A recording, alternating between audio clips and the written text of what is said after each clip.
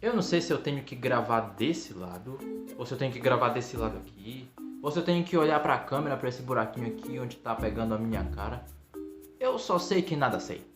Olá galera, eu sou o Professor Caneco e hoje eu vou dar início à série Inglês Básico do Básico, que vai ser a série onde eu vou abordar temas essenciais, assuntos primordiais acerca da língua inglesa que vão lhe ajudar muito.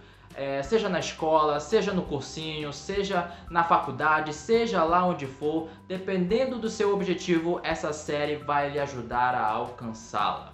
E como primeiro vídeo do canal, nós iremos aprender um assunto que é bastante superestimado pelos alunos, o maldito verbo to be.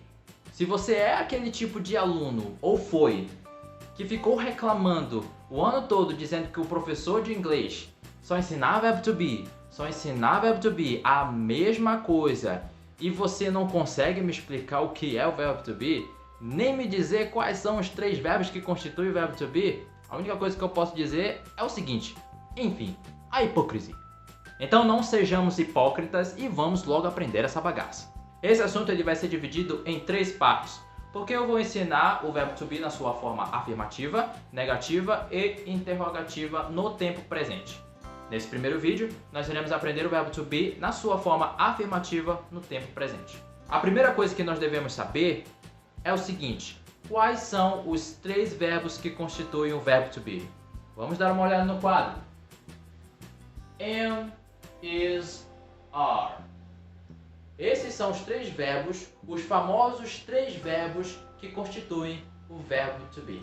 Na língua portuguesa, o verbo to be é conhecido como o verbo ser e estar, porque esses 3 verbos, dependendo do contexto, podem ser traduzidos como o verbo ser e como o verbo estar. Por exemplo, I am Caneco.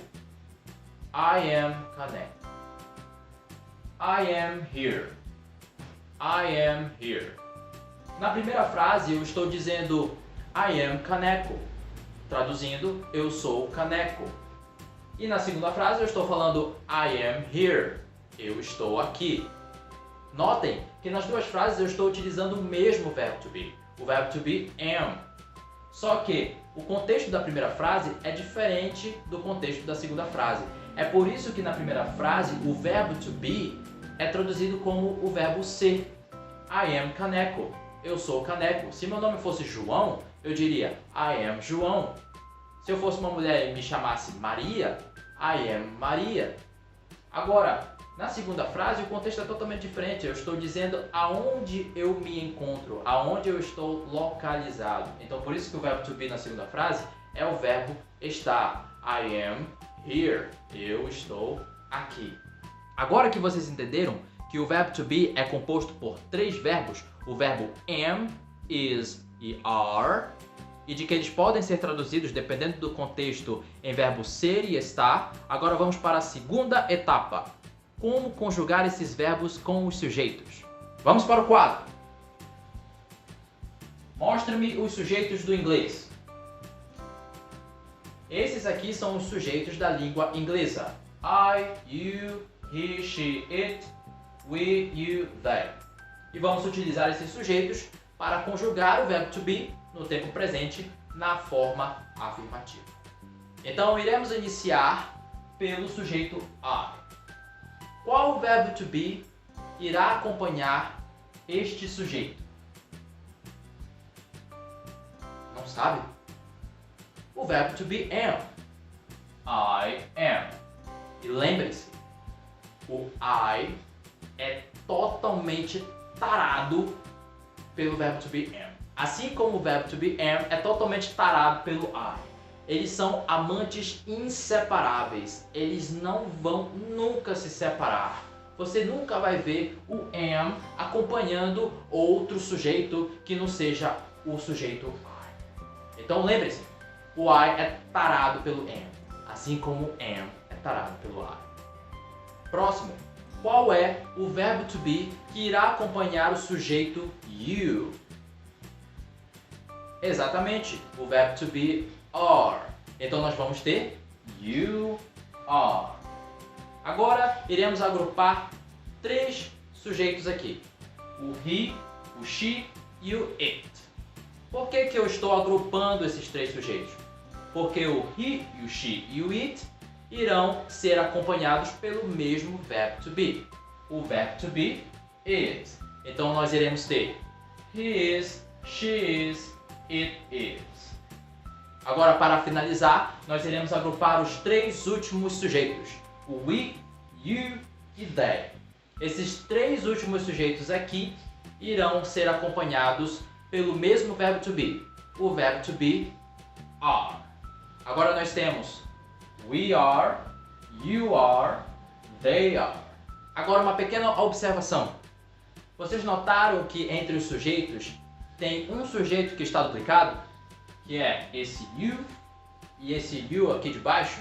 Agora eu te pergunto, por que esse sujeito está duplicado entre os sujeitos? Muito simples, porque esse you está no singular e esse aqui está no plural.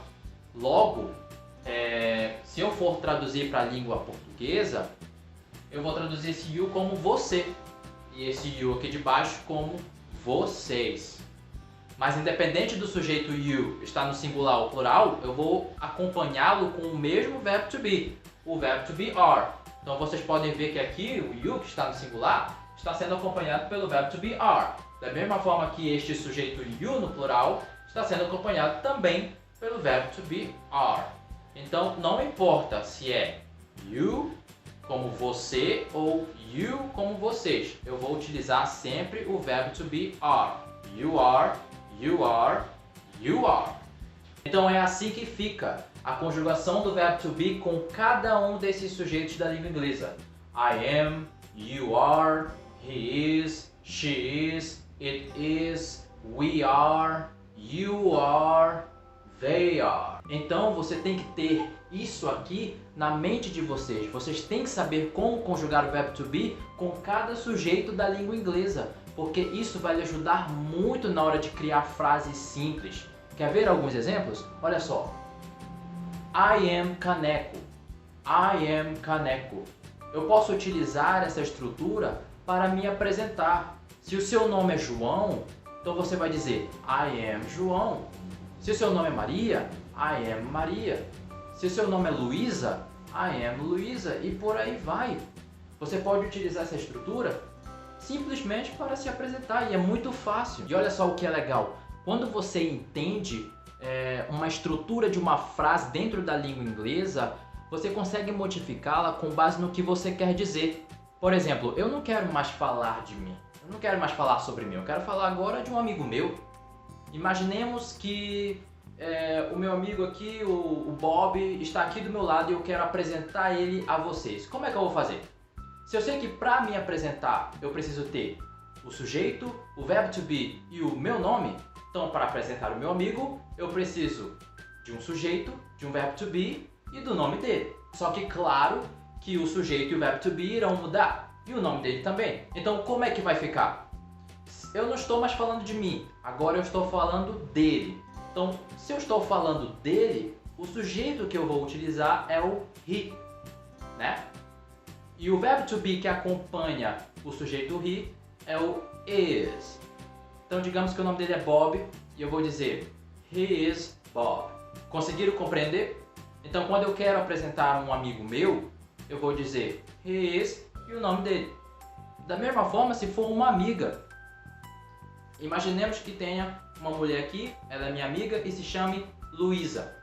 Eu vou utilizar a mesma lógica, a mesma estrutura, sujeito, verbo to be e o nome dela. Então, como ela é uma mulher, eu vou utilizar o sujeito she. E o verbo to be que acompanha o sujeito she é o is. Então, a frase vai ficar she is Luísa. Então, eu consigo apresentar o meu amigo e a minha amiga. E me apresentar também. Então, pegando as três frases, eu posso falar da seguinte forma. I am caneco. He is Bob. She is Luísa. Então perceberam que vocês podem brincar dentro da língua inglesa a partir de um assunto que vocês acabaram de aprender? O assunto que a gente está vendo aqui é o verbo to be, né? A gente está conhecendo os três verbos que constituem o verbo to be. O verbo am, is e are. E que eles podem ser traduzidos como verbo ser e estar. E a partir deste conhecimento você pode criar inúmeras frases com o verbo to be. Até as frases que a maioria dos estudantes da língua inglesa conhecem. Por exemplo, uma delas é essa. I am Caneco, I am Pedro, I am João. Essa é uma forma de se apresentar. E também é uma forma de resposta para a pergunta What's your name? Então se alguém chega aqui perto de você e te pergunta What's your name? Você vai responder I am e o seu nome, né? Se alguém quer saber o nome de uma outra pessoa, né, de um cara, você vai dizer he is e o nome dele. Se é de uma mulher, she is e o nome dela. Se alguém te perguntar a sua idade, how old are you? Você pode utilizar o verbo to be para responder. Como? I am 20 years old. No meu caso, eu tenho 20 anos. I am 20 years old. How old are you? I am 16 years old. Eu posso dizer de onde eu sou do Brasil. Where are you from? I am from Brazil. Se você é da América, I am from America. Se você é da Argentina, I am from Argentina. E por aí vai. Existem inúmeras possibilidades. Inúmeras possibilidades mesmo.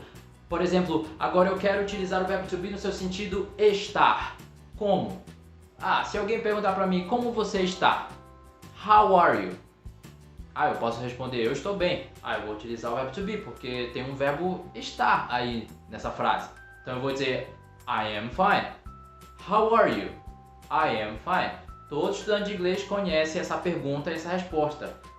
Qualquer um que for perguntar how are you, é de imediato que o cara vai responder I am fine. Tem até vídeo no YouTube dizendo não diga I am fine, como se fosse uma coisa horrível. Cara, para você que está aprendendo, não se importe muito com esses vídeos de não diga I am fine, não diga I'm good, nunca pergunte what's your name, sei lá. Cara, começa com essas frases que vai ser bom. A gente chega agora no final desse vídeo aprendendo o verbo to be na sua forma afirmativa no tempo presente. No próximo vídeo eu vou mostrar para vocês algumas frases essenciais que vocês poderão utilizar no seu dia a dia e que essas frases vão ter o uso do verbo to be. E no próximo vídeo, no terceiro vídeo, eu vou dar continuação no ensino do verbo to be, agora na sua forma negativa no tempo presente, tá ok?